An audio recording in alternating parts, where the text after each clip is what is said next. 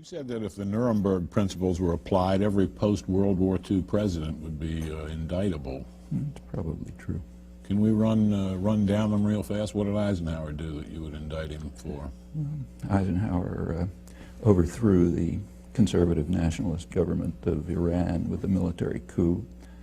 He overthrew the first and last democratic government in Guatemala by military coup and invasion, leading to years of, in Iran it led to 25 years of brutal dictatorship, finally overthrown in '79. In Guatemala it led to massive atrocities which are still continuing. That's after almost 50 years. In Indonesia, this wasn't known until recently, but he conducted the major clandestine terror operation of the post-war period up until Cuba and Nicaragua in an effort to break up Indonesia, strip off the outer islands where most of the resources are, and undermine what was then considered as a threat of Indonesian democracy. Indonesia was too free and open. It was allowing a political party of the poor to participate, and they were gaining a lot of ground, so that Eisenhower supported and helped instigate a military rebellion in the outer islands. This is just for starters. These are all indictable offenses. What about Kennedy?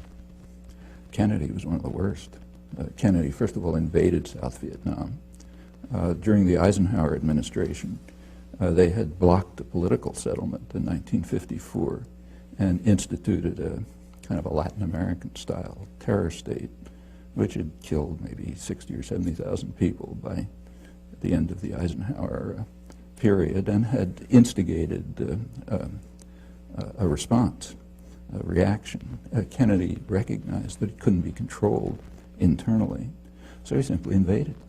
In 1962, about a third of the bombing missions were carried out by the U.S. Air Force in U.S. planes with South Vietnamese insignia, but U.S. pilot. He authorized napalm. He began the use of chemical weapons to destroy food crops.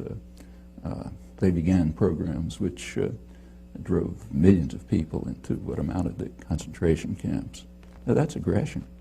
In the case of Cuba, it was just a massive campaign of international terrorism, which almost led to the destruction of the world, led to the missile crisis. And we can continue. Again, these are all indictable offenses. About Johnson? Well, Johnson expanded the war in Indochina to the point where it ended up probably leaving 3 or 4 million people dead.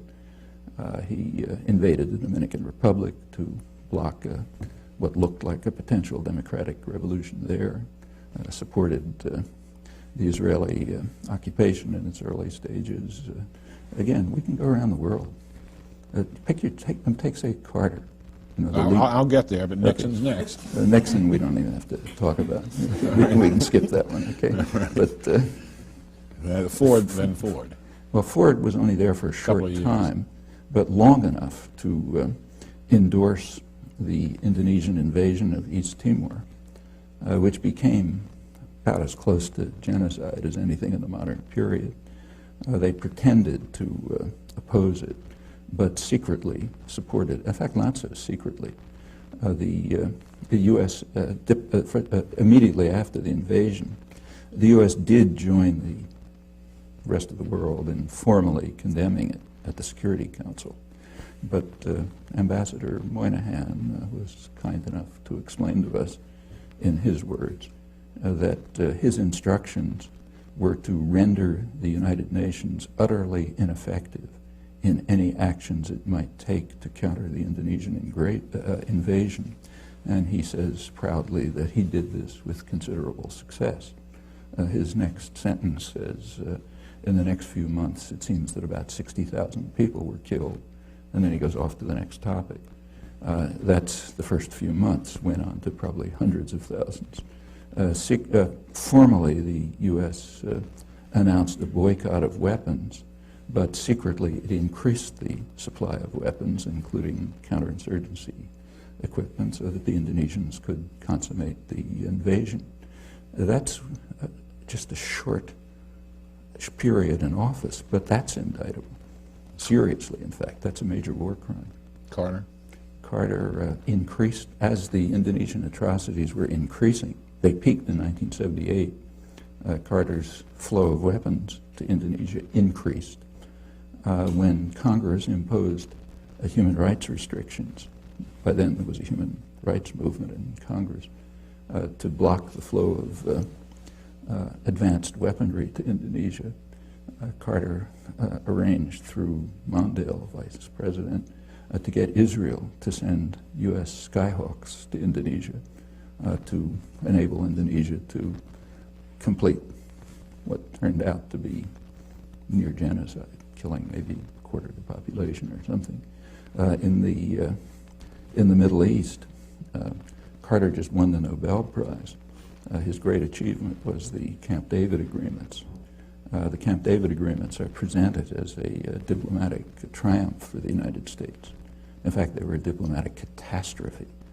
At Camp David, the United States and Israel accepted, finally, Egypt's 1971 offer, which they had then, U.S. had rejected at the time, except that now it was worse from the U.S.-Israeli point of view because it included the Palestinians. In order to get Israel to accept Egypt's 1971 offer, after a major war and atrocities and so on, Carter raised military and other aid to Israel to more than 50% of total aid worldwide. Israel used it at once in exactly the way they said they were going to do, as every sane person knew, as an opportunity to attack their northern neighbor, first in 1978, then in 1982, and to increase integration of the occupied territories. And that's for starters. We can continue. Reagan? I don't think we have to talk about that one either. I mean, Reagan is the first president to have been condemned by the International Court of Justice for what they called the unlawful use of force, meaning international terrorism, in the war against Nicaragua. Again, that's just for starters. They also, the Security Council endorsed it in 2 resolutions, both of which were vetoed by the United States. Bush won. Well, we can begin with the invasion of Panama. The invasion of Panama, which, according to the Panamanians, killed about 3,000 people, since it's never investigated. We don't know if that's true or not. This was done in order to kidnap a disobedient thug who had been supported by the United States right through his worst atrocities. Noriega, who was brought to Florida and tried for crimes that he committed mostly on the CIA payroll. Okay, that's aggression. We could go into the details of the war in Iraq, but there were plainly opportunities for, they might not have worked, we don't know, but there were opportunities for diplomatic settlement, which the Bush administration refused to consider, and incidentally the press would not report, with a single exception, and Long Island Newsday, which did report the whole story throughout accurately, and is the only newspaper in the country to have done so. The Bush administration then did attack, and the attack was carried out in a manner which is criminal under the laws of war.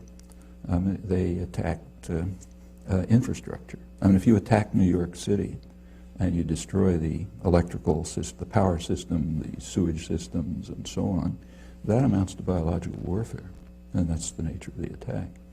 Then came a sanctions regime, which it's mostly Clinton, but began with Bush, which is, by conservative estimates, killed hundreds of thousands of people while strengthening Saddam Hussein.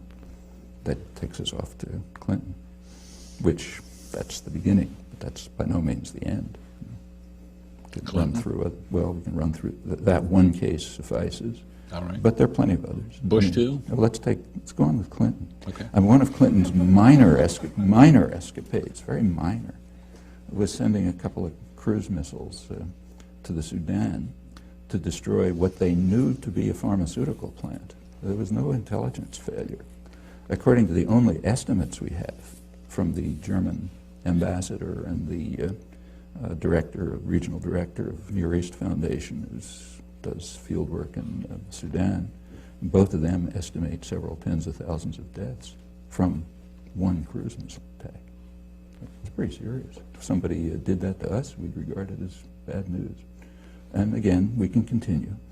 In the Middle East, for example, Clinton began by declaring past UN resolutions, in the words of his administration, obsolete and anachronistic. Okay, so we're finished with that. No more international law. Then comes a period called the peace process, except that during the peace process, Israeli settlement, which means settlement paid for by the U.S. taxpayer and supported by U.S. military aid and diplomacy, continually increased. The most extreme year was Clinton's last year, the highest level of settlement, the highest since 1992. Meanwhile, the territories were cantonized, broken up into small regions with infrastructure projects and new settlement. I don't know what you call that, but it's under military occupation. And if anyone else was doing it, we'd call it a war crime. And again, we can continue. I wish to, I don't think we have to discuss.